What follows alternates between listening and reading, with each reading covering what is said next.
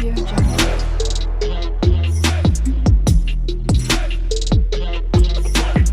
Audio Jungle. अस्सलाम वालेकुम gentleman, welcome to Leo MBBS lectures. तो अभी इस टॉपिक के अंदर हम पढ़ने लगे हैं about the visual acuity and errors of the refraction. ठीक है, हम आज के टॉपिक में यही समझेंगे कि भाई विजुअल एक्यूटी क्या होती है एंड एरर्स ऑफ रिफ्रैक्शन का क्या मतलब होता है एंड इससे बेसिकली कौन सी क्लिनिकल कंडीशंस जनरेट होती हैं। सबसे पहले अगर हम डिफाइन करें ना विजुअल एक्यूटी को, तो विजुअल एक्यूटी का मतलब होता है हमारे आई की वो एबिलिटी जिसकी वजह से वो हर चीज़ को क्लियरली देख पाए, that is known as high visual acuity. ठीक है, अगर हमारी आई छोटी चीज़ को बहुत क्लियरली देख पा रही है ना, तो इट मीन्स दैट कि हमारी आई की जो विजुअल एक्यूटी है वो ज़्यादा है।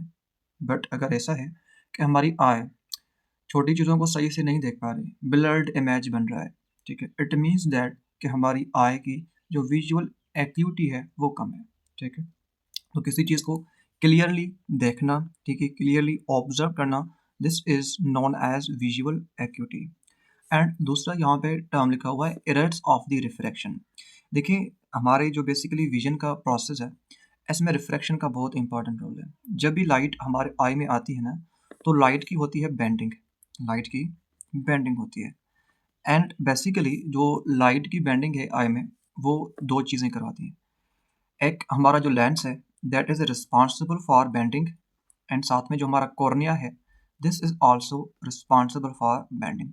सो bending of light is occurring with the help of lens and cornea.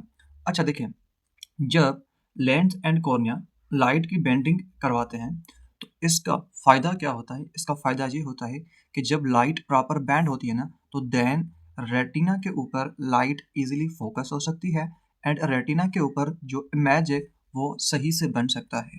ठीक है, तो दैट्स वाई रेटिना पे प्रॉपर इमेज फॉर्मेशन के लिए लाइट की जो रिफ्रैक्शन है, बेंडिंग है, that is important. And this bending and refraction is done with the help of lens and cornea.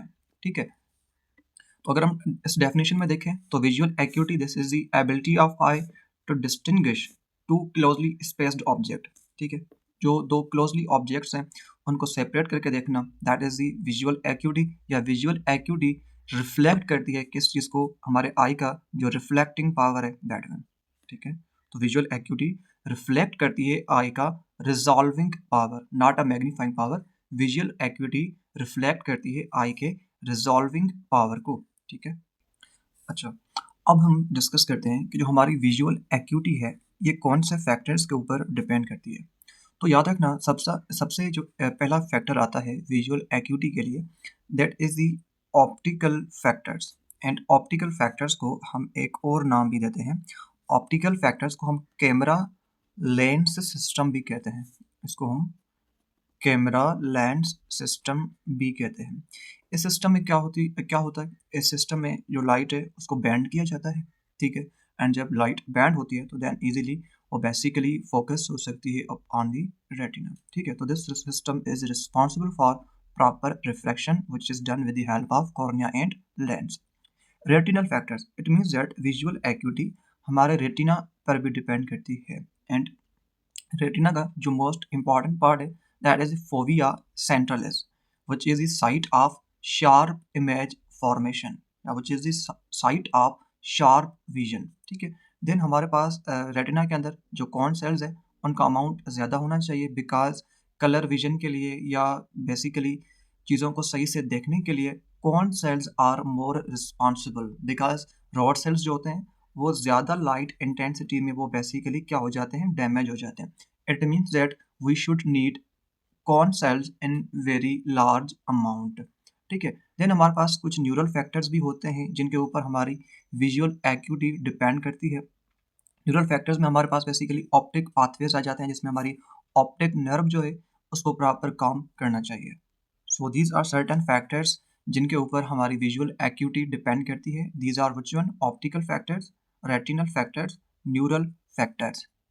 अभी हम डिस्कस करते हैं about the minimum angle of resolution.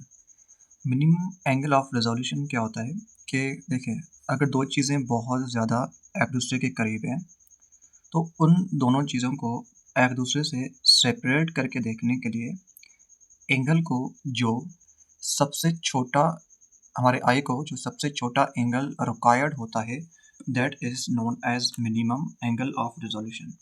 Once again I am repeating, अगर दो चीज़ें एक दूसरे से बहुत करीब हैं, तो आँख को दोनों को सेपरेटली देखने के लिए जो सबसे मिनिमम एंगल रिक्वायर्ड होता है, that is known as minimum angle of resolution. अगर देखें ये दो डॉट्स हैं ना, अगर ये डॉट्स एक दूसरे के बहुत करीब हैं, तो आप क्या समझोगे? आप समझोगे कि this is a single dot. अगर ये डॉट्स एक दूसरे के बहुत करीब है, तो आप समझोगे कि this is the single dot. But in दोनों डॉट्स को अलग-अलग समझना एंड यू परसीव कि भाई देयर आर टू डॉट्स, तो वो जो आपको मिनिमम डिस्टेंस रिक्वायर्ड है, वो मिनिमम डिस्टेंस जिसके ऊपर आप समझ सकते हो कि भाई यहाँ पर दो डॉट्स हैं, तो उस मिनिमम डिस्टेंस और मिनिमम एंगल को हम कहते हैं मिनिमम एंगल ऑफ रिजोल्यूशन।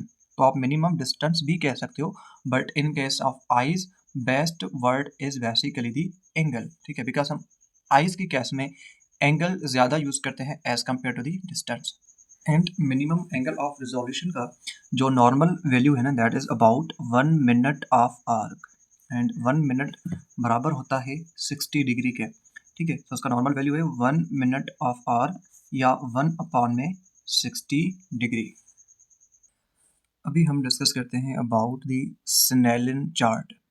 ठीक है, अच्छा, स्नेलिन चार्ट बेसिकली हम क्यों यूज़ करते हैं?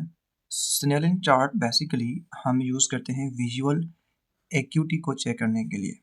विजुअल एक्यूटी को चेक करने के लिए कि हम ये बेसिकली इसलिए यूज़ करते हैं कि ताकि हम चेक कर सकें कि हमारी नज़र जो है वो कितनी कमज़ोर है, ठीक है, या कितनी स्ट्रॉन्ग है। तो हम अपनी बेसिकली विजन को चेक करने के लिए हम स्नेलिन चार्ट यूज़ करते हैं। एंड आपने ये बेसिकली क्लिनिक के ऊपर आपने देखा होगा, क्लिनिक के मतलब अक्सर दीवार के ऊपर ये जो स्नेलिन चार्ट है ये लगा होता है, जिसमें डिफरेंट अल्फ़ाबेट्स होते हैं डिक्रीजिंग मैनर में। पहले बड़ा लेटर होता है, ठीक है, फिर इससे छोटा होता है, फिर और भी छोटा होता है, ठीक है। तो फिर वो आपसे जो लेटर्स होते हैं वो आपसे रीड करवाए जाते हैं। तो आप मिनिमम कितने छोटे लेटर्स रीड कर सकते हो, तो इससे आपकी जो नज़र है ना, वो उसका डॉक्टर को अंदाज़ा हो जाता है, ठीक है। तो अभी हम इसको पहले डायग्राम में देखते हैं। Okay, so you can see here in this diagram, ये जो आपको चार्ट नज़र आ रहा है ना, this is basically the Snellen chart. This is the Snellen chart. And ये जो बंदा है ये बेसिकली इस चार्ट से 6 मीटर खड़ा है, ठीक है। एंड ये जो अपनी नज़र है ना उसको चेक कर रहा है। प्रोसेस ये होता है कि जो डॉक्टर्स होते हैं वो पेशेंट को क्या कहते हैं कि आप अपनी एक आँख जो है ना उसको बंद करो, ठीक है, एंड स्नेलिन चार्ट से 6 मीटर दूर रहो। इस चार्ट पे क्या होते हैं? अल्फ़ाबेट्स होते हैं डिक्रीजिंग मैनर में, ठीक है। सबसे ऊपर बड़े लेटर्स, फिर छोटे, फिर और छोटे, फिर और छोटे, फिर और छोटे, फिर सबसे ज़्यादा छोटे, ठीक है। अच्छा, तो अब हम डिस्कस करते हैं कि ये जो स्नेलिन चार्ट है ये काम किस तरह से करता है, ठीक है। ये स्नेलिन चार्ट किस तरह से काम करता है, this thing is very important to understand. अच्छा देखिए, ये जो स्नेलिन चार्ट बनाया जाता है ना, ये किस तरह से बनाया जाता है? ये बनाया जाता है according to the vision of the healthy adult, ठीक है। हेल्दी अडल्ट के नज़र के अकॉर्डिंग, हेल्दी अडल्ट के विजन के अकॉर्डिंग इस चार्ट को ड्रा किया जाता है। हम क्या करते हैं कि जो बेसिकली हेल्दी अडल्ट अडल्ट होता है जिसकी नज़र का हमें 100% आइडिया होता है कि भाई इसकी नज़र बिल्कुल करेक्ट है, इसकी जो बेसिकली आई की रिजॉल्विंग एबिलिटी है वो बिल्कुल सही है, तो हम उस बंदे को 6 मीटर्स डिस्टेंस पे खड़ा करके ये चार्ट बनाते हैं। अब ये जो चार्ट आपको नज़र आ रहा है ना, अब सपोज़ करते हैं कि ये नॉर्मल बंदा है, ये पेशेंट नहीं है। सपोज़ करते हैं कि ये पेशेंट नहीं है, ये हमारा नॉर्मल बंदा है। अगर हम इसके अकॉर्डिंग ये चार्ट बना रहे हैं ना, तो इट मीन्स दैट कि ये जो बंदा होगा, अगर ये नॉर्मल होगा, तो 6 मीटर के ऊपर ये इस सबसे बड़े लेटर को भी देख पाएगा। ये नॉर्मल बंदा इस 6 मीटर डिस्टेंस पे इन लेटर्स को भी क्लियरली देख पाएगा। अगर ये नॉर्मल है, तो ये बेसिकली इन सारे लेटर्स को इवन के बहुत छोटे जो लेटर्स आपको नीचे नज़र आ रहे हैं, अगर ये नॉर्मल बंदा होगा ना, तो इन लेटर्स को भी नीचे देख पाएगा। तो 6 मीटर के ऊपर नॉर्मल बंदा कितने छोटे लेटर्स को देख सकता है, तो उतने छोटे-छोटे लेटर्स हम ड्रा करते जाते हैं, ठीक है? तो 6 मीटर्स के बाद अगर वो बेसिकली नॉर्मल बंदा नहीं देख पाता, सही से क्लियरली नहीं देख पाता, तो हम फिर जो है ना बेसिकली चार्ट को वहाँ पे स्टॉप करते हैं, ठीक है। सो नॉर्मल एडल्ट के विजन के अकॉर्डिंग हमने ऐसा चार्ट बना दिया, ठीक है। अब जब हमने किसी पेशेंट की विजन को चेक करना होता है ना, तो फिर उसको हम ये चार्ट दिखाते हैं, ठीक है। फिर हमें अंदाज़ा होता है कि भाई वो जो बंदा पेशेंट आया है, ये इस चार्ट को कितना देख पाता है, ठीक है। वो इस चार्ट को कितना देख पाता है, ठीक है। फिर हमें अंदाज़ा हो जाता है कि भाई इसकी नज़र कितनी वीक है या कितनी सही है या मतलब कितनी कमज़ोर है। तो मतलब इस चार्ट को देख के हमें पूरा अंदाज़ा हो जाएगा। बिकॉज़ हमने ये चार्ट ऑलरेडी एक बेसिकली हेल्दी एडल्ट के अकॉर्डिंग बना रखा है। तो अब बेसिकली हम नॉर्मली मतलब क्या करें इनडायरेक्टली? हम इनडायरेक्टली ये करें कि बेसिकली जो एडल्ट मतलब हमारा बेसिकली हेल्दी बंदा था ना, उसकी नज़र को कंपेयर कर रहे हैं इस पेशेंट के साथ। ठीक है? हम इनडायरेक्टली काम यही कर रहे हैं कि जो हेल्दी बंदा है उसकी नज़र को यहाँ पे कंपेयर किया जा रहा है इस पेशेंट के साथ। ठीक है? सो स्नेलिंग चार्ट एक स्टैंडर्ड चार्ट होता है, ठीक है? जिसको हम यूज़ करते हैं for measuring the visual acuity using the letters in decreasing size, ठीक है? एंड हर जो लेटर होता है वो कितनी एंगल बेसिकली डिज़ाइन करता है 5 minutes of arc at a specific distance and her line की जो एंगल होती है वो होती है कितनी 1 मिनट ऑफ आर्क। अच्छा, अब यहाँ पे जो नोटेशन होती है ना बेसिकली विज़न के लिए 6/6 या 6/12 इसका क्या मतलब होता है? देखें, अगर मैं 6/6 लिख रहा हूँ ना, तो इसमें ये जो ऊपर आ रहा है this is the numerator, this is the denominator, ठीक है? अच्छा, न्यूमरेटर हमें क्या बताता है? न्यूमरेटर हमें बताता है distance of patient from chart, ठीक है? जो पेशेंट है उसका बेसिकली चार्ट से कितना डिस्टेंस है, that is basically told by this numerator. Denominator हमें क्या बताता है? ये जो बेसिकली नॉर्मल बंदा है ना, उसका चार्ट से कितना मुफासला है, कितना डिस्टेंस है। अच्छा, अब देखें, कोई ऐसा लेटर है, ठीक है, या सपोज़ करते हैं कोई चार्ट है, ठीक है। इस चार्ट को हमारा बेसिकली अडल्ट बंदा, सपोज़ करते हैं जैसे अडल्ट बंदा एंड अडल्ट बंदा इस चार्ट को 100% क्लियरली देख रहा है at the distance of 6 metre, ठीक है। एंड इस बेसिकली हेल्दी बंदे के बाद हम दूसरा अपना सस्पेक्ट खड़ा करते हैं जिसके नज़र का हमें शक है, अंदाज़ा नहीं है। एंड हम जब उसको खड़ा करते हैं वही सेम बंदा इस चार्ट को 100% क्लियरली देख रहा है एट 6 मीटर। तो हम कहेंगे कि भाई जो हमारा सस्पेक्ट है जिसकी नज़र का हमें श्योर का मतलब 100% अंदाज़ा नहीं था, तो हम कहेंगे उसकी जो नज़र है ना वो भी बेसिकली क्या है 6/6 है। क्यों? क्योंकि जो हमारा हेल्दी बंदा था जिसके बारे में हमें बिल्कुल श्योरिटी थी कि भाई इसकी नज़र तो बिल्कुल सही है, उसने भी इस चार्ट को सही से पढ़ लिया 6 मीटर डिस्टेंस के ऊपर 100% उसने सही पढ़ लिया। उसके बाद जो हमारा सस्पेक्ट आया जिसके नज़र का हमें अंदाज़ा नहीं था, ठीक है? हमने उसको यहाँ पे खड़ा किया एंड वही बंदा भी 6 मीटर डिस्टेंस के ऊपर उसको 100% सही पढ़ रहा है, तो हम कहेंगे कि जो हमारा सस्पेक्ट है जिसकी नज़र का हमें अंदाज़ा नहीं है, इसकी नज़र क्या है 6/6 है, मीन 100% सही है। अच्छा, अब देखें, एक और कंडीशन हमारे पास, ये हमारे पास चार्ट है, ठीक है? एंड इस चार्ट को हम डिज़ाइन करते हैं अकॉर्डिंग टू दी एक हेल्दी बंदा एंड इस चार्ट को पढ़ने के लिए हम हेल्दी बंदे को खड़ा करते हैं 12 मीटर डिस्टेंस के ऊपर, 12 मीटर डिस्टेंस के ऊपर। एंड 12 मीटर डिस्टेंस के ऊपर जो हमारा हेल्दी बंदा है, जिसके बारे में हमें पता है कि भाई इसकी नज़र तो 100% सही है एंड वो बंदा अगर इस चार्ट को 12 मीटर डिस्टेंस के ऊपर 100% सही पढ़ रहा है, ठीक है? तो अब हम क्या करते हैं, इसके लिए एक और सस्पेक्ट लाते हैं, जिसके नज़र के बारे में हमको आइडिया नहीं है कि भाई इसकी नज़र जो है मतलब कमज़ोर है या समथिंग लाइक दैट, वो हमारा सस्पेक्ट है। एंड हमने उस सस्पेक्ट को खड़ा किया इस 12 मीटर डिस्टेंस के ऊपर एंड वो जो मतलब बंदा है ना, वो 6 मीटर के ऊपर उस चार्ट को नहीं पढ़ पाता, ठीक है? वो 6 मीटर के ऊपर इस चार्ट को सपोज़ करते हैं दिस इज़ बंदा एंड वो बंदा जो है बेसिकली सस्पेक्ट हमारा 12 मीटर के ऊपर इस चार्ट को नहीं पढ़ पाता, ठीक है? जब हेल्दी बंदा था, वो 12 मीटर के ऊपर बिल्कुल सही पढ़ रहा था, उसकी नज़र 100% सही थी, ठीक है? बट जब हमने अपना सस्पेक्ट खड़ा किया, वो जो था 12 मीटर के ऊपर सही नहीं पढ़ पा रहा था, ठीक है? उसके लिए जो मतलब इमेज आ रही थी for this chart that was the basically blurred image. तो हमने इस बंदे को कहा कि भाई आप थोड़ा-सा आगे मूव करें जहाँ पर आपको ये चार्ट 100% सही नज़र आए ना, तो हमें वो डिस्टेंस बताओ। तो हम इसको मतलब मूव करते रहते हैं, तो ऑलमोस्ट ऐसा होता है कि 6 मीटर के ऊपर अगेन वो जो बेस नंबर सस्पेक्ट होता है, वो इस चार्ट को सही से पढ़ पाता है। तो हम कहते हैं कि भाई इसकी नज़र कमज़ोर है। क्यों कमज़ोर है? बिकॉज़ जिस चार्ट को अडल्ट हमारा जो बेसिकली हेल्दी अडल्ट है, ठीक है, वो 12 मीटर के ऊपर पढ़ रहा है, ठीक है, 12 मीटर के ऊपर हमारा हेल्दी बंदा उसको बिल्कुल सही पढ़ रहा है, ठीक है, बट हमारा सस्पेक्ट उसको पढ़ने के लिए 6 मीटर करीब जा रहा है। तो इट मीन्स दैट हम कहेंगे कि भाई सस्पेक्ट की नज़र कमज़ोर है बिकॉज़ ये 6 मीटर के ऊपर पड़ा है, वो 12 मीटर के ऊपर पड़ा था, ठीक है। तो हम क्या कहेंगे कि इस केस में जो हमारा सस्पेक्ट है, इसकी नज़र कितनी होगी? 6/12, ठीक है। Again this is the numerator, this is the denominator. Numerator show करता है distance of the healthy person and denominator show करता है डिस्टेंस ऑफ द सस्पेक्ट और पेशेंट।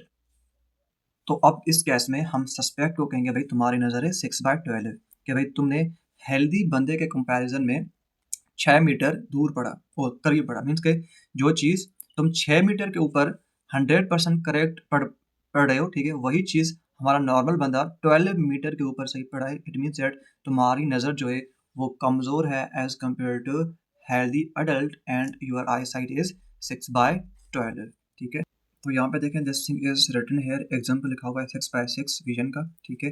इसमें 6 जो है ये 6 मीटर डिस्टेंस है and this is the if this is the numerator, so this is the distance of patient from chart and 6 meter अगर denominator है तो this is the distance of normal person which can read that line, ठीक है। so this thing is similarly written here। अच्छा, तो हमारी normal vision जिसको हम क्या कहते हैं, ई मेट्रोपिया कहते हैं, ई मेट्रोपिया। तो नॉर्मल विजन के केस में क्या होता है कि जो basically parallel raise of light है ना, वो एग्जैक्टली फोकस हो जाते हैं हमारे रेटिना के ऊपर, ठीक है, विदाउट अकोमोडेशन, ठीक है। एंड नॉर्मल विजन के केस में क्या होता है, जो इमेज है वो शार्प एंड क्लियर बनता है। नॉर्मल विजुअल एक्यूटी क्या होती है, 6/6 होती है, ठीक है। उसके लिए जो कॉरस्पॉन्डिंग एंगल ऑफ या minimum angle of resolution normal visual acuity के लिए जो मिनिमम एंगल ऑफ रिजोल्यूशन है that is the 1 minute of arc, ठीक है। अभी बात करते हैं other measures of visual acuity जिसमें हमारे पास लॉगरिदमिक स्केल आ जाता है। लॉगरिदमिक स्केल जो है विजुअल एक्यूटी के लिए ये स्नेलिन चार्ट से ज़्यादा प्रिसाइज है, स्नेलिन चार्ट से ज़्यादा अच्छे रिजल्ट्स हमें दे सकता है logarithmic scale. Near vision test भी हम करते हैं विजुअल एक्यूटी को चेक करने के लिए। नियर विजन टेस्ट में हम जो बेसिकली चार्ट पढ़ते हैं दैट इज जेगर चार्ट, ठीक है। उसके बाद कंट्रास्ट सेंसिटिविटी जिसमें हम बेसिकली ऑब्जेक्ट्स को डिस्टिंग्विश करते हैं फ्रॉम द बैकग्राउंड, ठीक है। एंड ग्रेटिंग एक्यूटी ये मेजर होती है यूजिंग स्ट्राइप्ड पैटर्न्स। अब हम बात करते हैं एरर्स ऑफ रिफ्रैक्शन, ठीक है।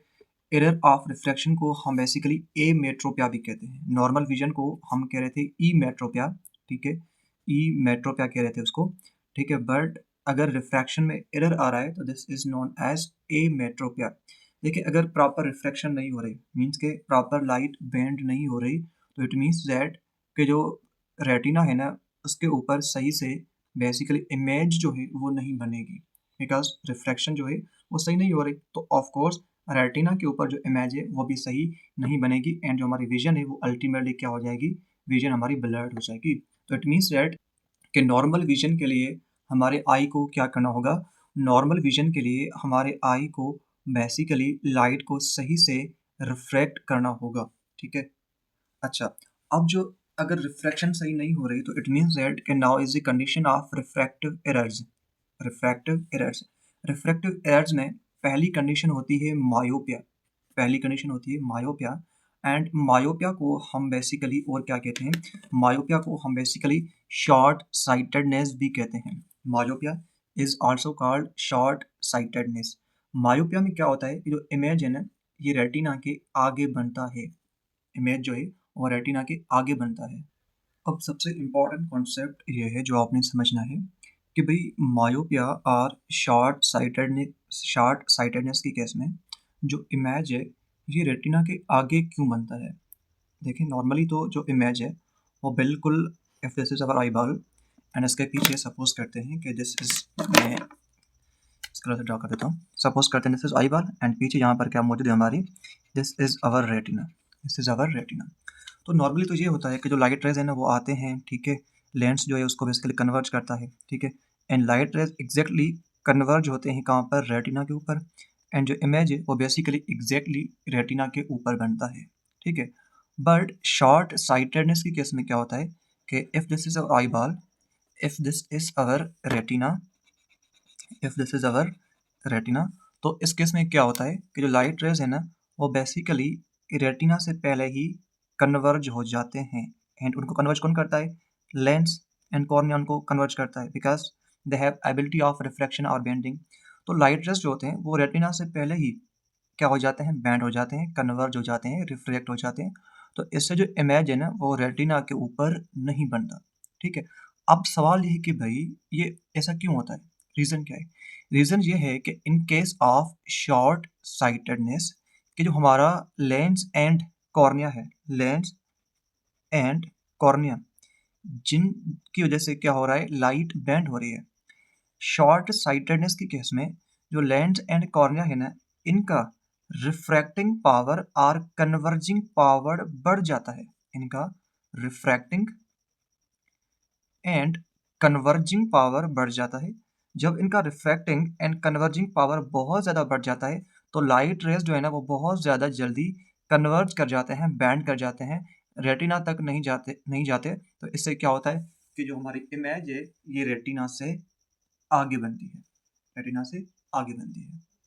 अब सवाल ये है कि भाई लेंस एंड कॉर्निया का रिफ्रैक्टिंग पावर क्यों बढ़ गया, क्या रीज़न है। इसका रीज़न ये है कि शॉर्ट साइटेडनेस की केस में लेंस एंड कॉर्निया का रिफ्रैक्टिंग पावर इसलिए बढ़ता है कि बिकॉज शॉर्ट साइटेडनेस के केस में जो हमारा आई बॉल है ना ये आई बॉल बड़ा हो जाता है।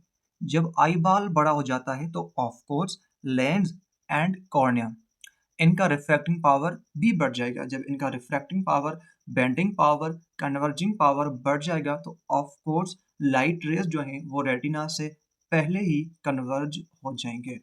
तो इस केस का सॉल्यूशन क्या होता है, इसका सॉल्यूशन ये होता है कि हमको यूज़ करना पड़ता है बेसिकली डाइवर्जिंग लेंस, एंड हमारा जो डाइवर्जिंग लेंस है that is basically the concave lens. तो हम कॉनकेव लेंस यूज़ करते हैं। कॉनकेव लेंस की वजह से क्या होता है कि जो हमारा लेंस एंड कॉर्निया है ना इनका जो बेसिकली बेंडिंग पावर है, रिफ्रैक्टिंग पावर है या कन्वर्जिंग पावर है ये थोड़ा सा कम हो जाता है।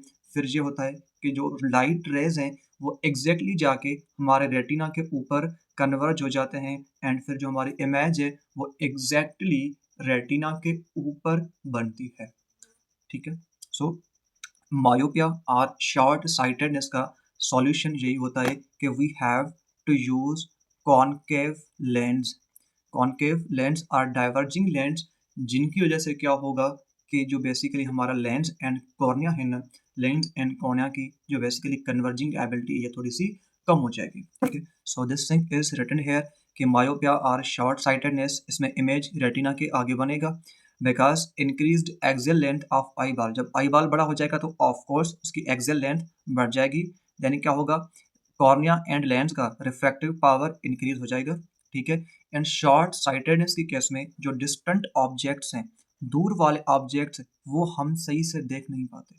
शॉर्ट साइटेडनेस की केस में हम दूर वाले ऑब्जेक्ट्स को सही नहीं देख पाते, बट जो करीब वाले ऑब्जेक्ट्स होंगे उनको हम सही से देख पाते हैं। उसके बाद हमारे पास हाइपरमेट्रोपिया जिसको लॉन्ग साइटेडनेस कहते हैं, जिसमें हम डिस्टेंट ऑब्जेक्ट को क्लियरली देख सकते हैं बट करीब वाले ऑब्जेक्ट को सही से नहीं देख पाते। इसमें ये होता है कि जो आई बॉल है उसकी साइज़ कम हो जाती है। जब उसकी साइज़ कम हो जाती है तो हमारा जो बेसिकली कॉर्निया एंड लेंस है इनका रिफ्रैक्टिंग पावर डिक्रीज हो जाता है। जब कॉर्निया एंड लेंस का रिफ्रैक्टिंग पावर डिक्रीज हो जाता है तो लाइट रेज है ना वो रेटिना से आगे जाके मतलब कन्वर्ज करती हैं, ठीक है। लाइट रेज रेटिना के बाद जाके कन्वर्ज करते हैं, दैट्स वाई जो इमेज है वो रेटिना के पीछे जाके बनता है, ठीक है। इमेज रेटिना के बिहाइंड जाके बनेगा बिकॉज अब लाइट रेज जो है वो बेंड होंगे, कन्वर्ज होंगे आफ्टर दी रेटिना, ठीक है। इसमें जो बंदा होगा वो नियर ऑब्जेक्ट्स को, करीब वाले ऑब्जेक्ट्स को सही नहीं देख पाएगा बिकॉज आई की जो कन्वर्जिंग एबिलिटी है वो अब कम हो गई है। अगर कन्वर्जिंग एबिलिटी कम हो गई है तो अब हमने क्या करना होगा, अब हमने कॉन्वेक्स लेंस को यूज़ करना होगा ताकि कन्वर्जिंग एबिलिटी जो है वो नॉर्मल हो जाए। ठीक है, अब हम आते हैं एस्टिग्मेटिज्म के ऊपर कि भाई एस्टिग्मेटिज्म क्या होता है एंड इसका रीज़न क्या है। अच्छा, तो अब आप इस डायग्राम को देखें फॉर अंडरस्टैंडिंग दी एस्टिग्मेटिज्म। देखें, अगर हम नॉर्मल विजन की बात करते हैं ना, नॉर्मल विजन की, तो नॉर्मल आई की केस में क्या होता है, नॉर्मल आई की केस में जो हमारा बेसिकली कॉर्निया है, दिस इज दी कॉर्निया, वो बेसिकली परफेक्ट स्फेयर की तरह होता है। नॉर्मल आइज में हमारा कॉर्निया परफेक्ट स्फेयर की तरह होता है। इससे क्या होता है कि जो लाइट की बेसिकली बेंडिंग है ना, ऑल पार्ट्स ऑफ कॉर्निया उनमें से बेंडिंग एक जैसी होती है। अब देखें, अगर कॉर्निया स्फेरिकल है तो इससे ये होगा कि जो लाइट की बेंडिंग है वो हमारे रेटिना के ऊपर ऑल डायरेक्शंस में एक जैसी होगी। ठीक है, आई थिंक ये आपको नज़र आ रही है यहाँ पे। ठीक है, अगर हमारी कॉर्निया परफेक्ट स्फेयर की तरह होगी तो कॉर्निया के सारे पार्ट्स में से जो लाइट की बेंडिंग है अपॉन द रेटिना वो एक जैसी होगी। ठीक है, बिकॉज नॉर्मली हमारा जो कॉर्निया है वो परफेक्ट स्फेयर की तरह होता है। अच्छा, एस्टिग्मेटिज्म में क्या होता है मैं आपको बता रहा हूँ। एस्टिग्मेटिज्म में ये होता है इशू कि जो हमारी बेसिकली कॉर्निया है ना, इसकी शेप परफेक्ट स्फेयर की तरह नहीं रहती। इसकी शेप जो है ना वो एग यानी अंडे की तरह हो जाती है। जब कॉर्निया की शेप अंडे की तरह हो जाती है ना, तो इसमें इशू ये होता है कि कॉर्निया के डिफरेंट पार्ट्स की लाइट बेंडिंग एबिलिटी वो डिफरेंट हो जाती है। ठीक है, जब कॉर्निया की शेप परफेक्ट स्फेयर नहीं रहती तो इश्यू ये होता है कि जो कॉर्निया के डिफरेंट पार्ट्स हैं ना वो लाइट को बेंड करते हैं इन अ डिफरेंट मैनर। तो इससे ये होता है कि कुछ रेस जाके बेसिकली रेटिना के ऊपर जाके बेसिकली बेंड होते हैं, कुछ रेटिना से पहले, कुछ रेटिना के बाद जाके बिहाइंड द रेटिना जाके बेंड करते हैं। तो इससे ये होता है कि different light rays different points पे जाके कन्वर्ज होते हैं एंड इससे ब्लर्ड इमेज की फॉर्मेशन होती है। This is known as astigmatism. So astigmatism वो वाली कंडीशन होती है जिसमें जो कॉर्निया है इसकी शेप चेंज हो जाती है। नॉर्मल अडल्ट्स में कॉर्निया कैसी होती है, परफेक्ट स्फेयर या फुटबॉल की तरह होती है, but in case of astigmatism हमारी कॉर्निया एग यानी अंडे की तरह हो जाती है। जब अंडे की तरह हो जाती है ना तो इससे इश्यू ये होता है कि different parts of cornea light को रिफ्रैक्ट करते हैं, बेंड करते हैं इन अ डिफरेंट मैनर एंड इससे ये होगा कि जो लाइट रेज है ना, कुछ कॉर्निया से पहले जाके बेंड होंगे, कुछ कॉर्निया के बाद जाके बेंड होंगे, कुछ कॉर्निया के ऊपर बेंड होंगे, तो इससे ब्लर्ड इमेज की फॉर्मेशन होगी। This is known as astigmatism. So this thing is written here that there is the unequal curvature of cornea or lens. Light rays focus at different points. Result क्या होता है, distorted और blurred vision। ठीक है, उसके बाद press बायोपिया क्या होता है। प्रेस बायोपिया ये कंडीशन है जिसमें जो हमारी लेंस है ना, आई का लेंस, इसकी इलास्टिसिटी डिक्रीज हो जाती है। जब लेंस की इलास्टिसिटी डिक्रीज हो जाती है तो लाइट की जो प्रॉपर अकोमोडेशन है ये नहीं हो पाती। जब लाइट की प्रॉपर अकोमोडेशन नहीं हो पाती because of decrease in the elasticity of lens, that is known as what, that is known as press बायोपिया।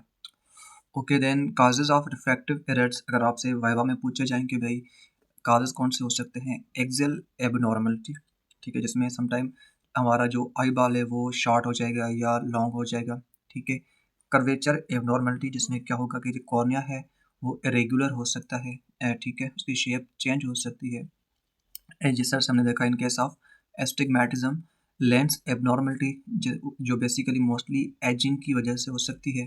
Refractive index changes क्यों होते हैं, because of change in lens composition.